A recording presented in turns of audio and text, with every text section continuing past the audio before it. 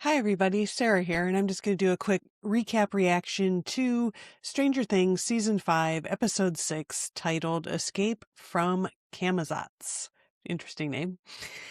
Anyway, the episode starts where Will is in a coma. Robin, Lucas, and Mike are in the other room while Joyce is with Will, while Will's laying on the couch, passed out in a coma. Anyway, in the next room, Robin is there with Lucas and Mike, and she comes up with the idea of it's not a coma, it's a trance, and that music is something will help draw them out of the trance that Henry/Vecna has them in. So Lucas and Robin decide to head to the hospital to try and prove their theory that they can use music to bring them out of the trances that Vecna has them in.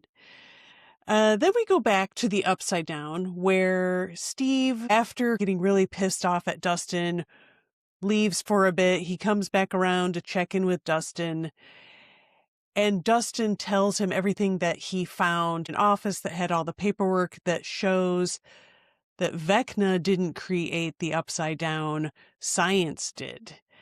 And the orb that Nancy shot is the exotic matter, and that exotic matter is the source of the wall, and everything beyond the source of that wall is just nothingness. And if they destroy the orb, the wall will come down and everybody's going to die. And initially Nancy shot at it because the kids that they're trying to save, mainly for Nancy, Holly, but the kids that they're trying to save are on the other side of this wall. If we can bring down the wall, then we can save the kids. But Dustin realizes the truth that actually they're in the middle of a wormhole. There is their world, the real world, if you want to say, and then there's a world underneath, and connecting the two worlds is the Upside Down. So after realizing this, Steve and Dustin go to find Nancy and Jonathan, and they come to a set of stairs, but they're all starting to disintegrate. And as we saw earlier, there's this white goo that seems to melt things. Anyway, they find a set of stairs that are kind of in the process of being melted. Steve puts a ladder up and is like, okay, I think I can make it before the stairs completely disintegrate and I fall to my death. And he's just about to do that, and Dustin grabs him, starts crying. You can't do this to me. You can't do this thing of risking your life. I don't want you to die like Eddie died. Don't do this to me. And so Steve stops from going up the ladder and comforts Dustin, and in taking the time to do that, then the stairs completely disintegrate. And so it's a good thing that he took that time to talk to Dustin and comfort him, because otherwise he would have been dead. So jumping over to Nancy and Jonathan, they're trapped in a room because after she shot at the exotic matter, all of this white goo starts pouring out everywhere, and they end up trapped in a room that's starting to fill up with the goo. So they hop on a desk, and they're just sitting there because they try to get out of the room. They're trapped in there. And so they sit on this desk, and then we have this downbeat with them. They're sitting there, they're talking to each other, and they really get real about what their relationship is. Anyway, they start talking about their relationship, and they decide that us being together is not the right thing. And she admits to him that Steve isn't right for me. You're not right for me. Let's just end any romantic involvement. And so they end on good terms. They're friends, I think. And right after they have this discussion, they realize that the goo has stopped flowing and it's actually solidified, which is a good thing because that means the exotic matter that was going crazy has slowed down and stopped and kind of returned to normal, which is good because that means they're not all going to die. But outside of where they are, 11, 8, and Hopper are still near the wall. And when Nancy shot at the exotic matter, it did create a breach in the wall, and they start getting sucked out and everything starts getting sucked through it.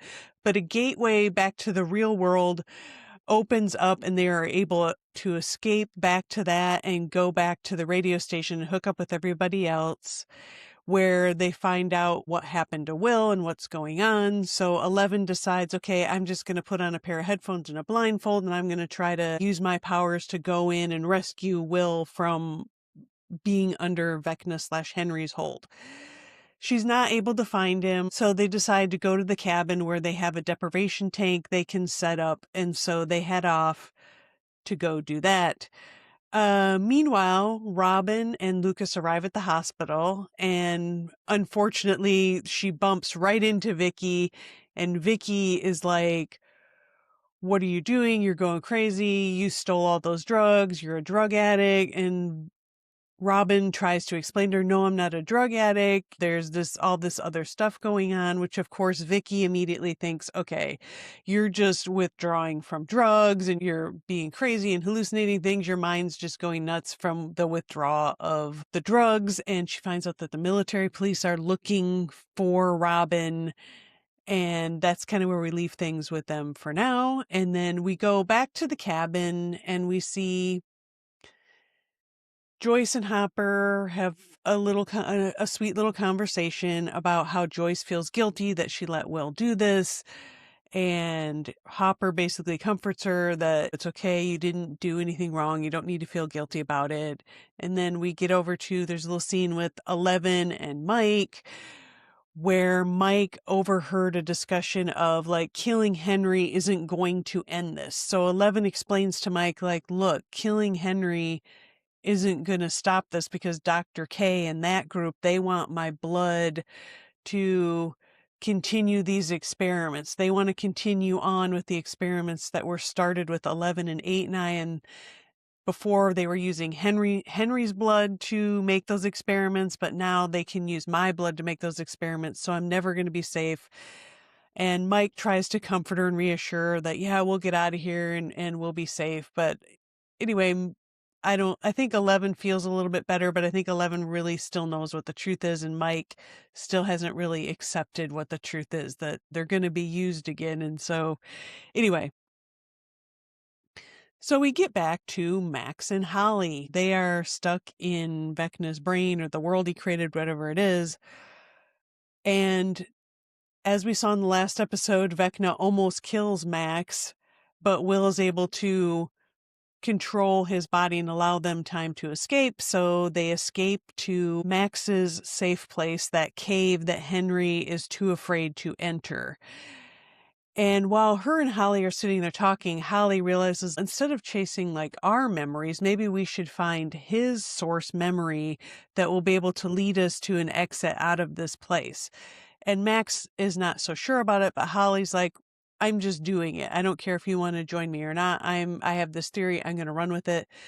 So they decide to go with it, and they find one of Henry's early memories. And basically they go down into this abandoned mine shaft where you see an injured man laying there with a briefcase and a gun pointed at Henry.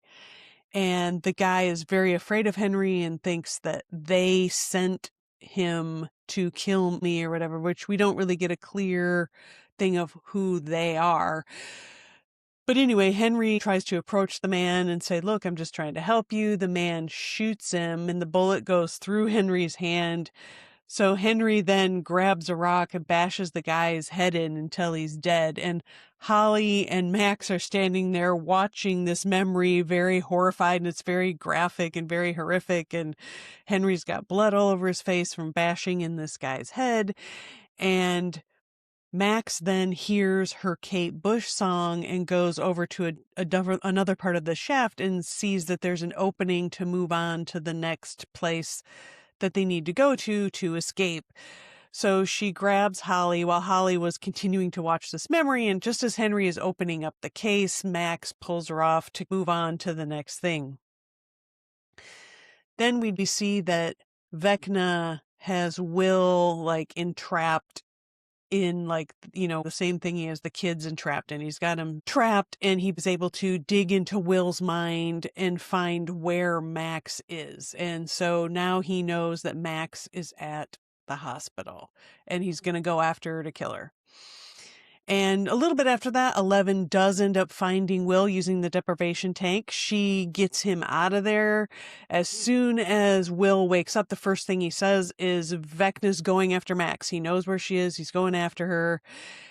And so at that moment, we cut back to the hospital again, and we see that the military police have arrived. They found Robin. They're just about to arrest her. And right at that moment, the Demogorgons show up and attack, which is good for Robin because it proves to Vicky that she's not some crazy drug addict with having delusions, that yes, all this stuff she's been talking about is real. So Robin at first thinks the Demogorgons are after her, but then she realizes that they run off to another part of the hospital, and she's like, oh crap, they're going after Max.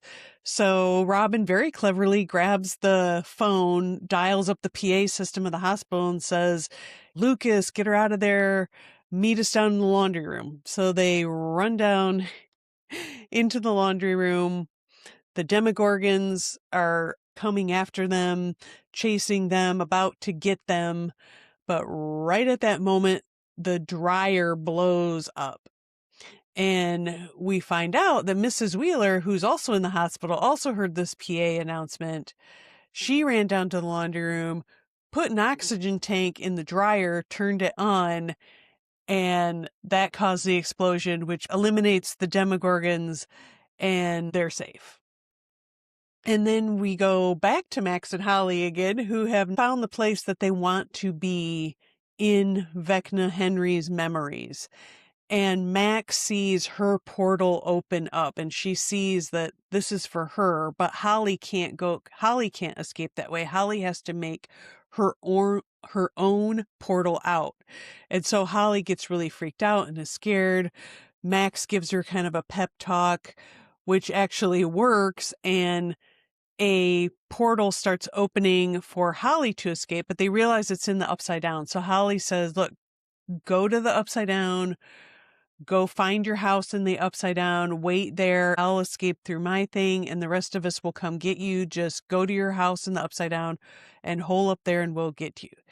And that's how the episode ends. I think overall, again, it's another solid episode. I liked that we get to see Dustin finally have his breakthrough of what's, really going on with him, and him and Steve make up. That's good. While I think the scene with Nancy and Jonathan was good to have, I think it went on a bit too long. I think they could have had that same thing happen in half the time. I'm glad that they ended on friends, though. I like the action of the Demogorgons showing up at the hospital, and we get the chasing and the explosion. Mrs. Wheeler coming through. You kind of almost forgot that she was in the hospital, so it was kind of cool having her come through at the last minute. And that's where things are at the end of episode 6. So tune in next time where I'll do this same thing, kind of talking about episode 7. I would give this episode a 7 out of 10.